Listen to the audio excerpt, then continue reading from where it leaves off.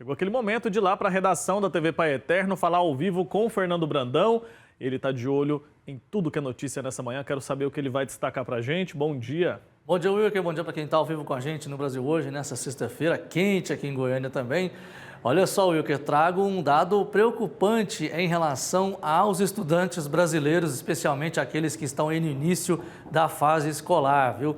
É que um estudo de um projeto social denominado Em um Piscar de Olhos, feito com 110 mil alunos até 15 anos de idade, em 9 estados brasileiros, mostrou que cerca de 19% desses alunos têm algum tipo de problema visual aqui no nosso país. E dados mais recentes e amplos do Conselho Brasileiro de Oftalmologia mostrou que o Brasil tem cerca de 23 milhões de pessoas entre 6 meses e 15 anos de idade com problemas visuais. Esses problemas são geralmente miopia, astigmatismo, e esses são aí os mais famosos, vamos dizer assim. E, logicamente, um dos principais vilões desses problemas visuais, infelizmente, a gente já sabe que é o famoso celular, as famosas telas que os nossos adolescentes e crianças estão acostumados a ver cada vez mais cedo, a ter acesso cada vez mais cedo aqui no Brasil.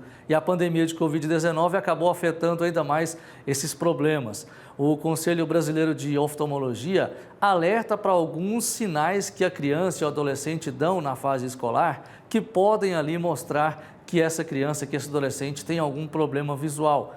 Quando a criança tem realmente dificuldade de enxergar de longe, de colocar muitas coisas próximo ao olho, de dificuldade também na questão de reconhecer pessoas, então tudo isso, e cores também, né? Então tudo isso pode ser um sinal de que a criança, de que o adolescente está com algum problema na escola. E, logicamente, também a questão do baixo rendimento escolar. Às vezes o aluno está com baixo rendimento escolar e os médicos alertam, né? Fazem esse alerta de que nem sempre é uma situação de que a criança não está prestando atenção na atividade, e sim por um problema visual que às vezes ela tem algum constrangimento em falar. Por isso, os especialistas alertam sobre a situação de você levar sempre o seu pequeno no oftalmologista.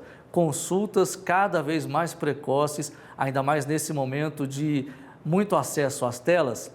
Essas consultas cada vez mais precoces podem diminuir esses problemas. Os problemas acontecem principalmente quando a criança já está numa fase entrando na adolescência. Por quê? Porque na fase de primeira infância, o cérebro se acostuma muito rápido com a situação da visão. A criança pode até apresentar algum problema visual que o cérebro consegue se adaptar.